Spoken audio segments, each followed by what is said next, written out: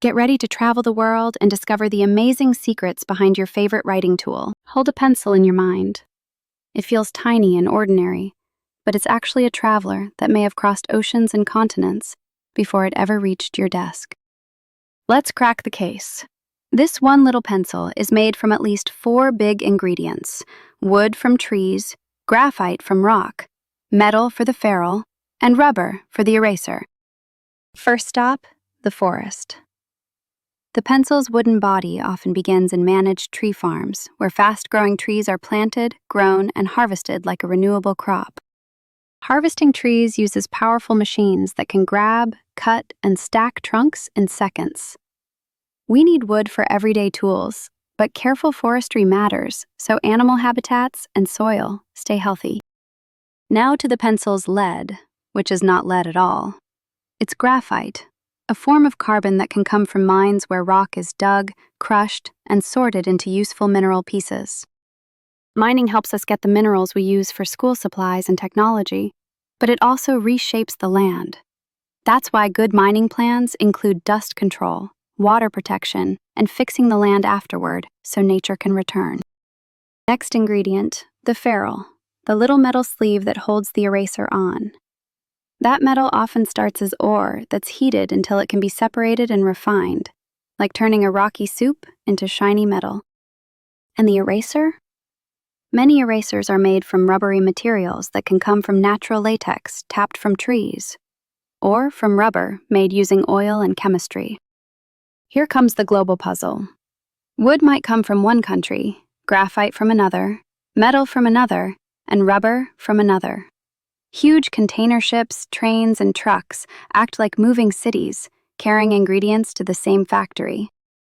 At the pencil factory, the wood is sliced into thin slats, dried, and cut with super precise blades.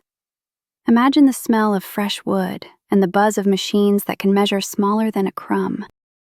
Then the graphite is mixed with clay and water to form a paste, squeezed into long, skinny rods, and baked until it's tough. It's like making spaghetti out of minerals, then cooking it into a writing core. Now the magic assembly. A groove is carved in the wood, the graphite rod is laid in, and another slat is glued on top like a sandwich. Big rollers press it tight so the core stays centered. Shaping time. Machines slice that wooden sandwich into pencil shapes, then sand them smooth. After that, paint goes on in fast coats, and it dries like a race against time.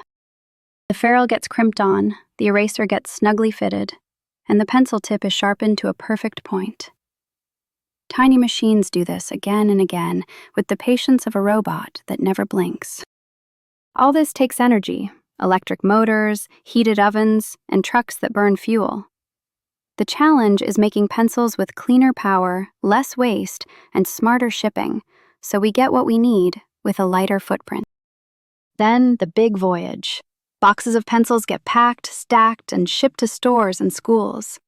A single pencil might travel farther than you do all year, rolling on trucks, riding trains, and sailing across seas. And finally, it reaches you.